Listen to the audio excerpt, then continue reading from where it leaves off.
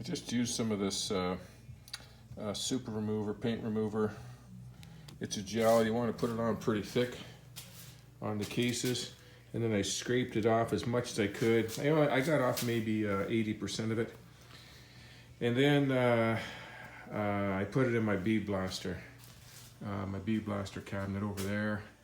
And I had glass beads. I used to use glass beads in there all the time, but the dust is so fine that it comes through the cracks anywhere, even with a vacuum on it, and it floats in the air and it gets into my eyes and just burns. Like I've tried everything to stop that, but with the glass the carbon there, I think it's like 60 grit or whatever it is. It's black carbon. Doesn't hurt you at all, that stuff. So I just kind of finished it off with that, and then I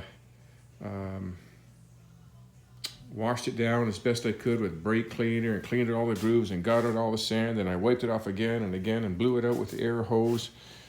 And then I used some lacquer thinner.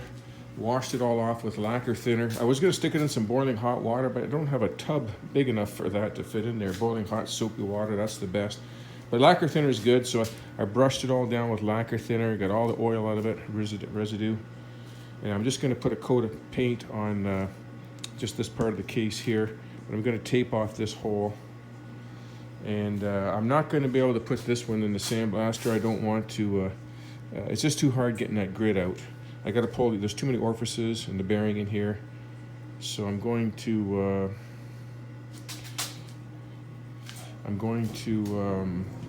just use the gel there, the paint remover on this one, and just scrape it as best I can. Wash it, clean it, wash it, clean it.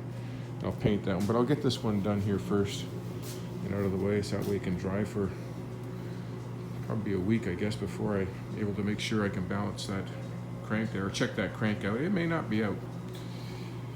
Okay, that's what I'm going to do now.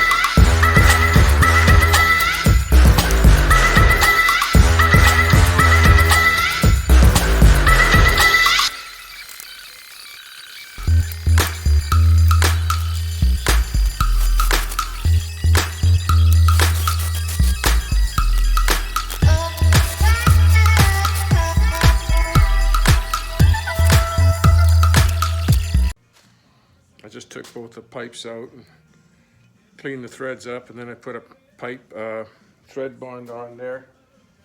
It's I got shit all over it, but it's like a pipe thread sealant. Plumbers use it. It's used in high pressure hose applications, and it stays pliable. It doesn't harden up. It's not like a Loctite where it hardens up. It stays pliable, but seals. It seals really good. I used to use it on 3,000 PSI pressure pumps when everybody was using Teflon tape, and you do one rental and it come back and the Teflon tape would be blown out and shredded. You replace it every single time. Put this stuff on, never had a problem for at least a year. Okay, so those are all newly sealed on there. This one was loose, that's why I did that. I could wiggle it back and forth, so I got that all cleaned up. I got all the other parts in here. They're all cleaned up, they're all sealed, ready for assembly. I'm just gonna put that back in there too. So that's ready to go. And put that on my bench. Okay, so now it's just a matter of cleaning that case up really, really good and stripping all the paint off it. That's a good day's project for a whole day. Okay.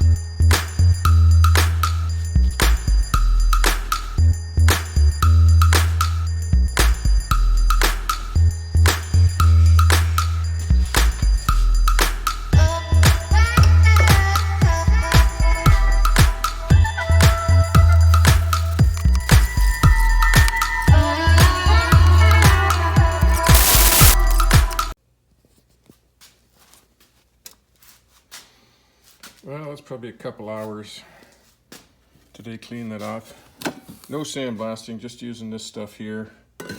Then a razor blade, just scraping it off like that. Still got a little bit more there to do. And yeah, it's not too bad. Which reminds me, I gotta put that pipe back in. That goes in there. That cleaned up. And then there's what it looked like when it's painted. So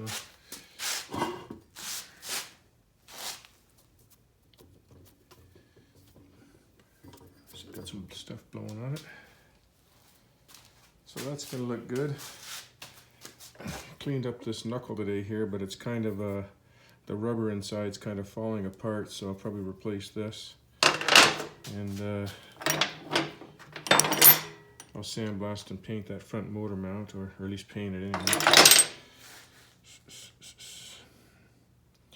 Got this cleaned up too. Maybe we'll sandblast that and just give it a little clear coat when it's shined up. And then I'm thinking about pulling the whole tranny out and cleaning this all up. This plate should be in a day or two, a couple days, this week anyways. And get that all cleaned up. Start putting her back together once I check the crank out. But that's it for now.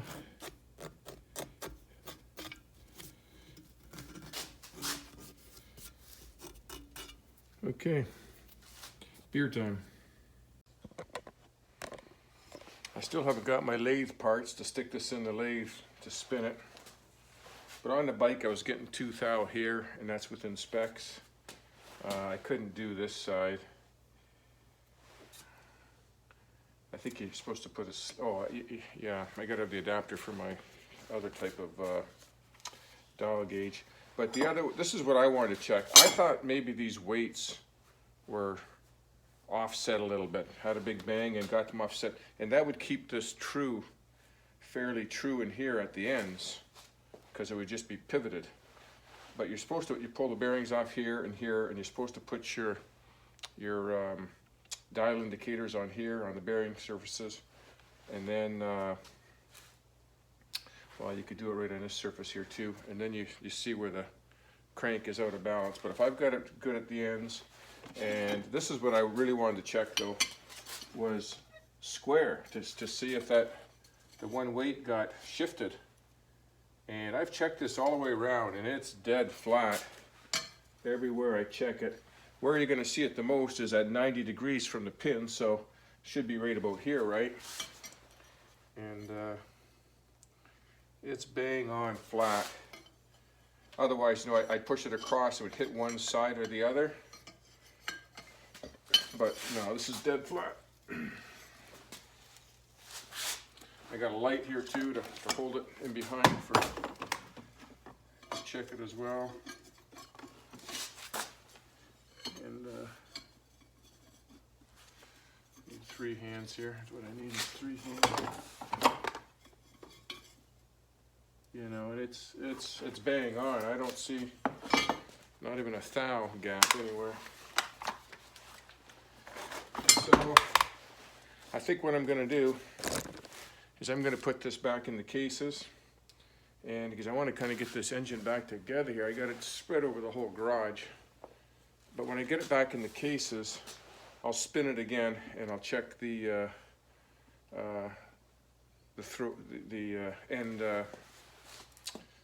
end deflection one more time. What I think my problem is with the vibration is that front motor mount. That front motor mount. The front motor mount was broken when I first took it for the first test drive. It was rotted in 2 pieces, so I had a lot of vibration. I put the new motor mount in, and I thinking, you know, I'm smarter than those guys. I tried to shim it because there's so much play in there for movement. It's unbelievable. Like, I think my center bolt was rotted out too, so I put a bigger bolt in. Well, that even gives it less space for it to move around. And I put a big washer over the bushing in it, thinking that's going to tighten it up a little more. Yeah, sure enough I did, and I'm pretty sure that's where my issue is that front motor mount. So I think I got to get the proper bolt or get a little bit skinnier bolt than I had in there. This is the bolt that I put in there. It was, I think, I'm not sure if that's 1/2 inch. Pretty close to it.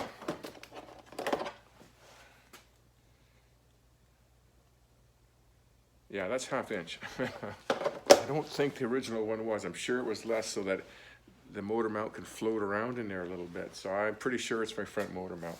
It's causing most of my problem. Plus, it's a cheap aftermarket motor mount. I should have bought the original Harley one after reading more about it. Those, was it JP Psycho, that one there, or maybe Screaming Eagle? I got another one there too. I got another brand new one. Yeah, I may order a better front motor mount, and I'm going to start putting this together, but I will double check that cranky in. But there's nothing obvious out of it, you know. The bearings are good, they're spotless. You know, it's good that I did take that whole cases all apart, because somebody used orange ATV silicone on the cases and on the oil pump, and there was actually pieces of that in the oil pump, in the sediment. And it's a good time to clean it, paint it, get it all ready. It's going to look sharp when I put it back together. So I think I'm going to start on the reassembly of this. The trickiest part is going to be for me to put on the primary side case with the bearing in it. I don't have the Harley bearing installer, but there's a few tricks you can do. I can't put it in a press, or you're going to press the webs together, right? So you can't put it in a press. It has to be pressed in from the threads on the end of the crank here. Could tap it on if it's not going to be too bad, if it's going to go on fairly easy. And it did come off pretty easy too. So, but I'm going to see if I can rig something up to thread it on the end of the crank. That's what I'm going to do now.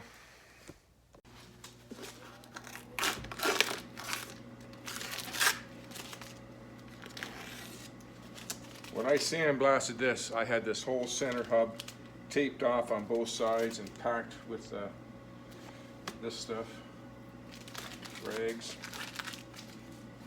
So no sand ever penetrated in here. Okay, let me start on this. Okay, Carpenter Jim here. I'm making a box. Okay, so let's see, that side down.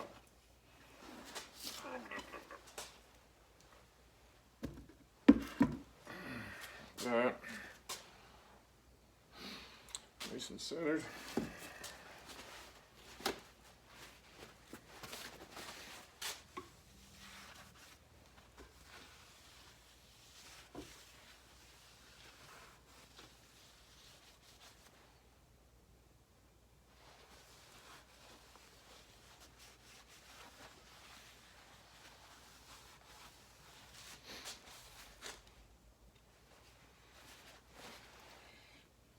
There's a little spacer that's got to go in between these two TIMKEN bearings here. It's got a little split, and I've already measured this. This one's 106 thou. They come in like 102, 104, 106, 108. So I did measure this one to know what I have. So when I put it together, if it's too tight or too loose, I know what I've got and what I have to get. So that's 106. 106 thou there.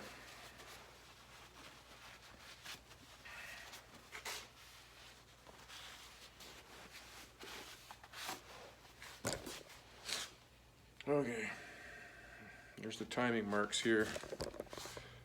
Top dead center, and then this is before. That's where you want to time it to, a dot.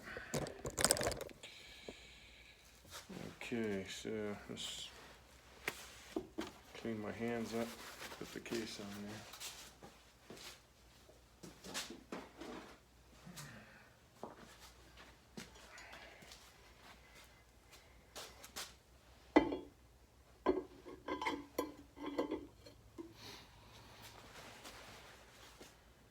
I'm going to put a little assembly lube on there first. White grease. Engine assembly lube.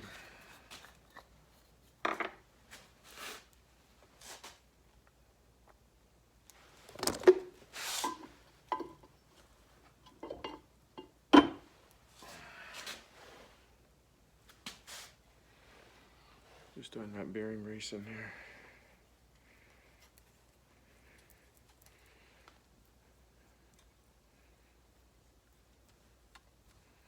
Bearing looks good, the surface looks good.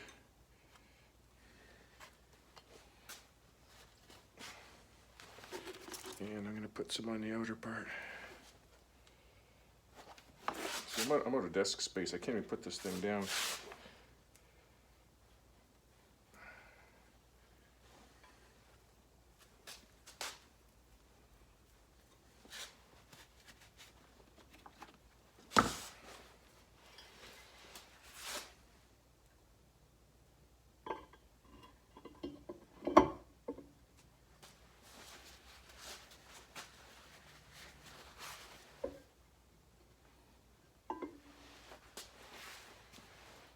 Okay, I'm going to clean this bearing up first, get it ready. Just putting this bearing down here. As far as it goes.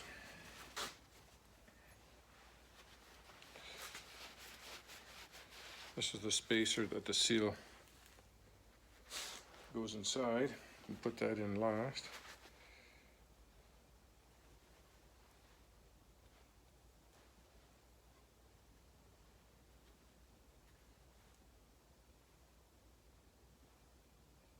Let's get quite a groove in it there.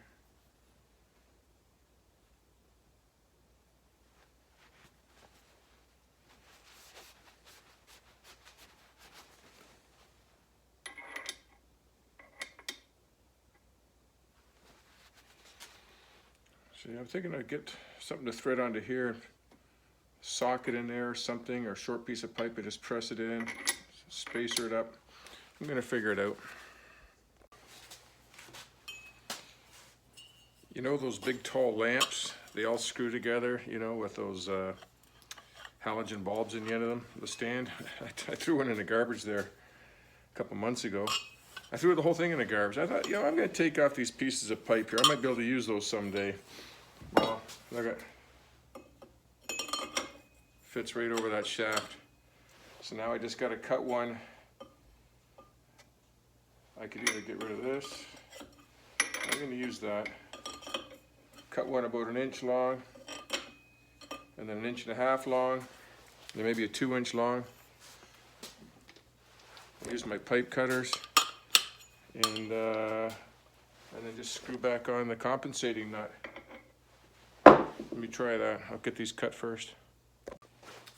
Okay, got the first piece cut, and I'm not going to use that spacer because the spacer is a little, it's a little on the sloppy side.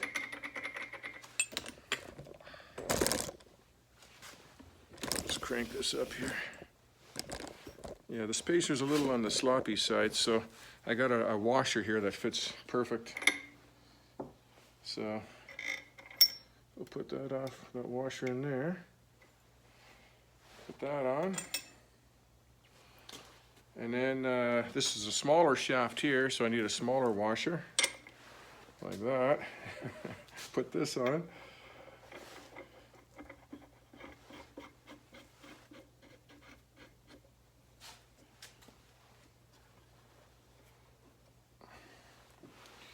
I don't know, might have to use my impact up there. I'll try the ratchet.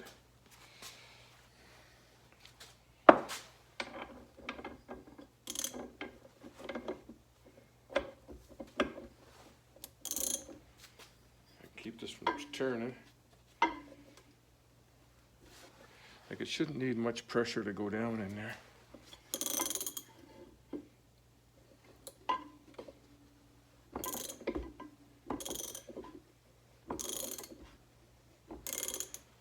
Just wish I could grab this better with my hands here, but got to make sure you got these two rods going through that hole there. Yeah, how can I hang on to this better? What would be better is if, in this piece of wood that I made here, is if I had a couple dowels going through to lock the crank in the where the holes are drilled out to balance the crank. Just put a dowel in there to stop it from turning, because I'm trying to hold that crank from turning. Or go this route. Just give it a little zap. My big battery's right here somewhere.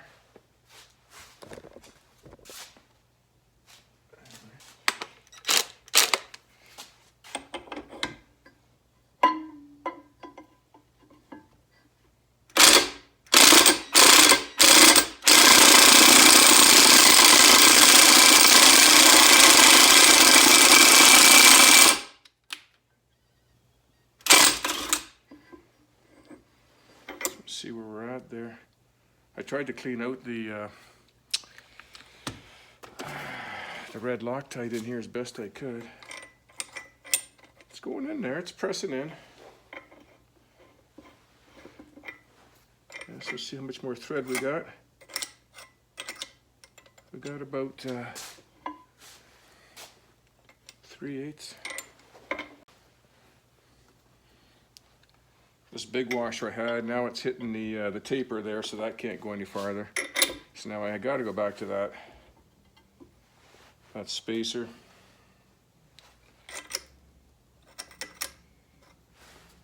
And put the washer on, but now it's too big, so I got to cut this down.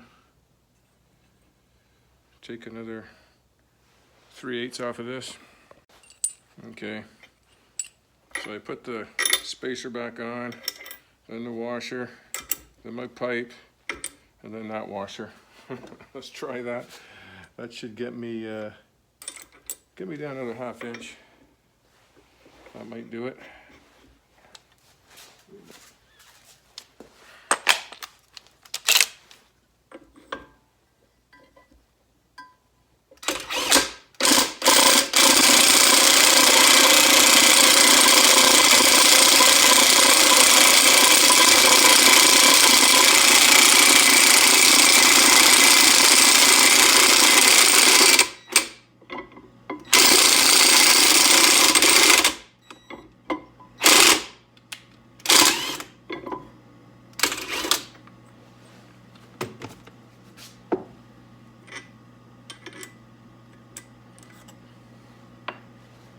Getting close.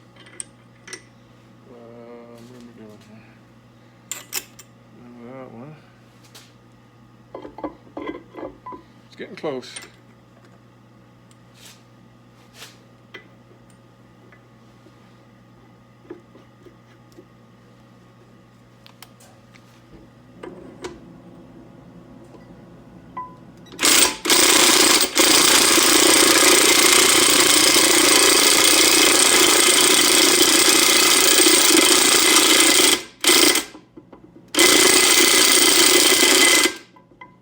Play's almost gone.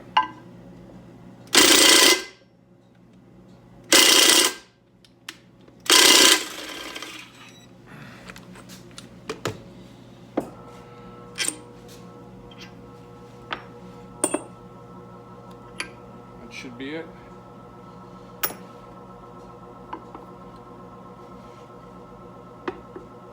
That's it right there.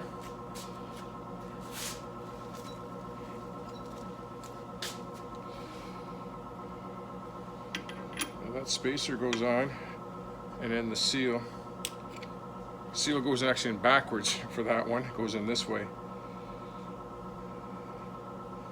So I'll try to use the old seal to get that in there. Let me grease it all up first. I'm just using a little bit of white grease on this, and just a dab on the inside of the seal there. Just a touch.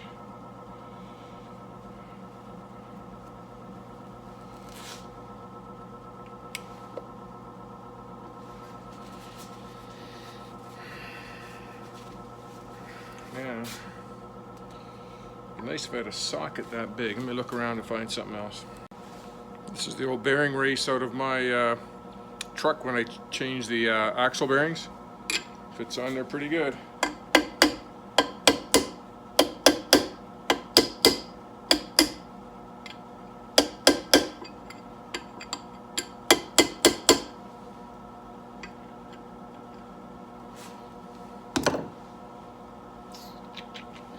I want to make sure I got play in that. I'm sure I do in there. It's got to go down a little bit more.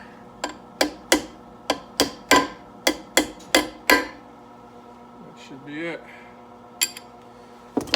The previous seal, when I took it out, was sticking up almost 2 mil, 1/16 of an inch anyways, all the way around. So that one's in there.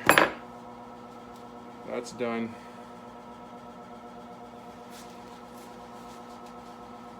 I could actually put the other case on and goop it all up. See how far I get here.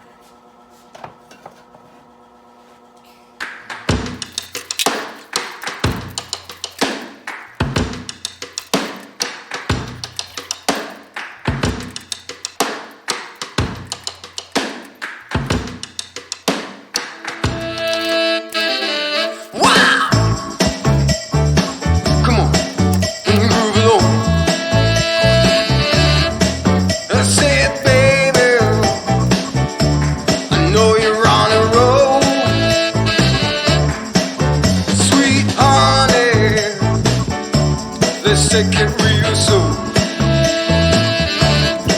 You know we got what you need, babe. I was going to press the new cam bearing in right now while I got it apart, and it's a different size. It's taller. This must be off a newer style or something. Well, all the cam bearings should be the same, as far as I know. I didn't know they changed it. Maybe they changed it in the later years. I never heard of that. That's got to be 50 thou bigger. That's ridiculous. Yeah,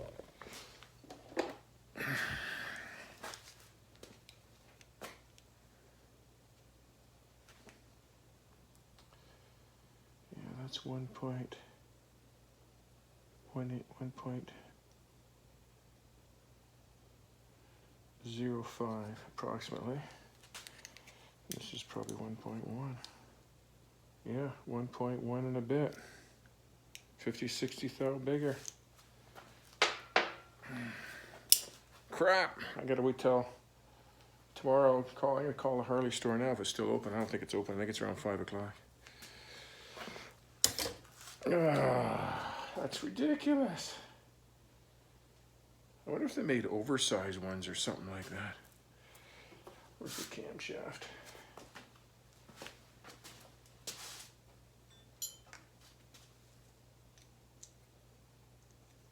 Yeah, it's too big.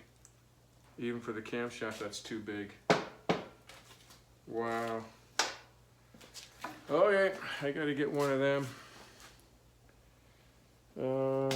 It's nice to put it like this and put it in my press and just press it in nice and easy.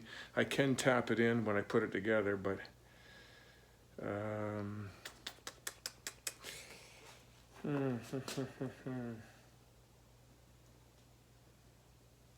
let me go look into that.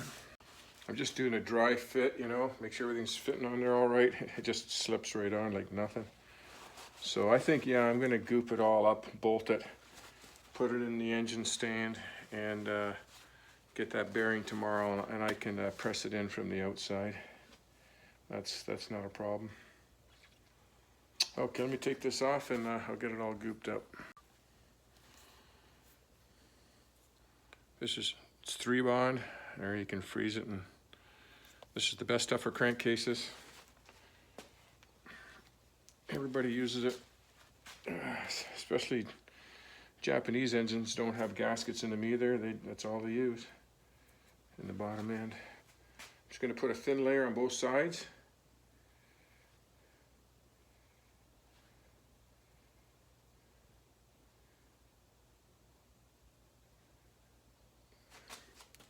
I'm not going to put it so much that it's going to overfill into the cases. It'll just be such a small amount that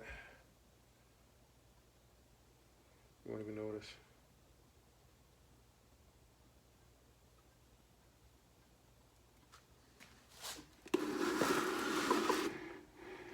The hole I made in this box, I should have made a 1/4 inch bigger, and then it would drop right in there level.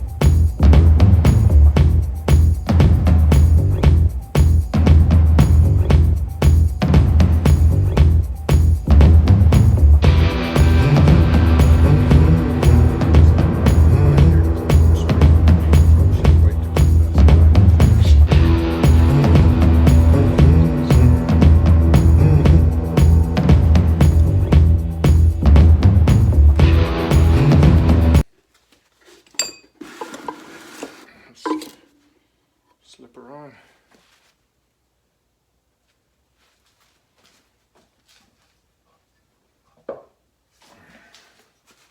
I already put some assembly lube on the bearing there.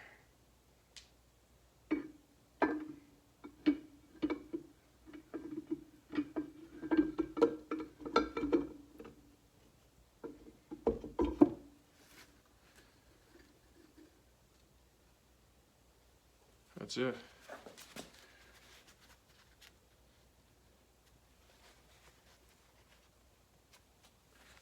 I can wipe that off after. Okay. Get some bolts in there. I don't remember where the bolts go. I do know this one is that threaded one. Okay, that's the wrong side of the engine. I got this upside down. I know that one goes in there.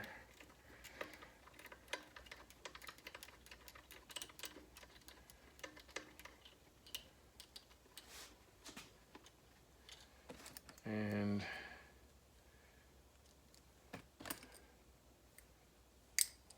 one of these I had to clean up.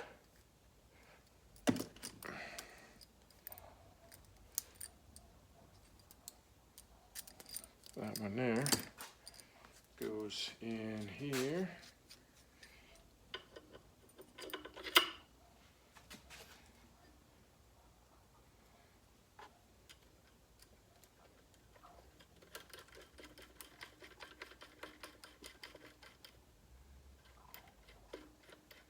I'm tempted to put that in backwards. Oh no, it's got to go that way. Lifter blocks. And then this one.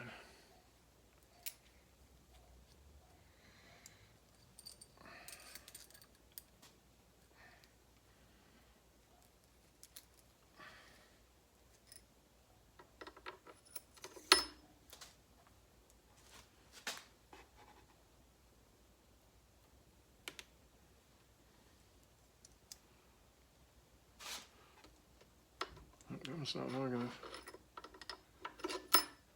Not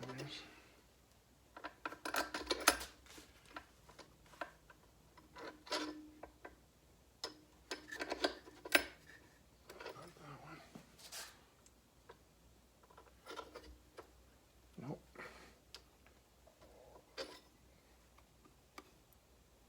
So it does go in there.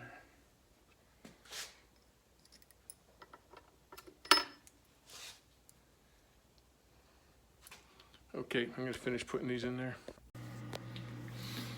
Okay, I got all the bolts back in there, except for this one. And here's the bolt that I got left over. That sticks out too far. The other ones all fit perfect. There isn't a short one anywhere I can really switch with. I don't know what the hell happened there. I'm pretty sure I'm going to switch one of these ones.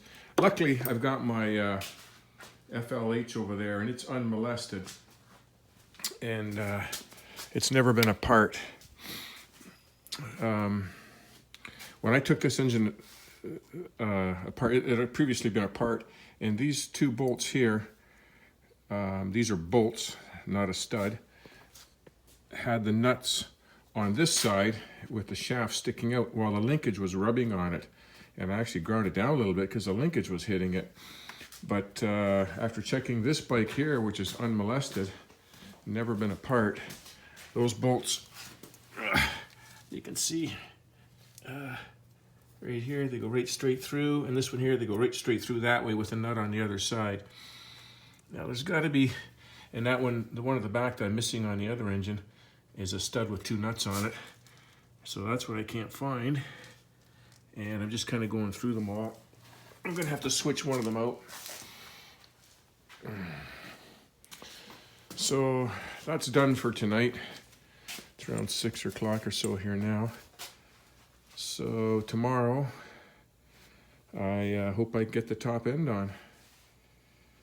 I'll get this. I'll get this last bolt figured out here, and get the top end on, and then find a cam bearing. Like this is when I ordered this. It's an Evolution bearing, you know, from 85 or 84 to 99 or whatever it was, 98. That was the bearing. That's what it said right on. It said Evolution bearing. The only thing I can think is that's maybe off a twin cam. You know, unless the last year or two they changed it, but you know, the camshafts people were, you know, switching camshafts all the way through. So I don't get it. Must have been the later years. Must be. I'm going to look it up right shortly. So that's it for tonight. hopefully have that engine back together and in the frame tomorrow. It'd be nice to get all this all cleaned up and out of here. The heads are already done, gone through, so from previous videos. All of these videos that I'm doing right now are going to be still under that FXR title from the other previous videos. And I got a bunch of different gasket kits there to put this together. So yeah, this is a different company than I used before, but I really just need the head gaskets.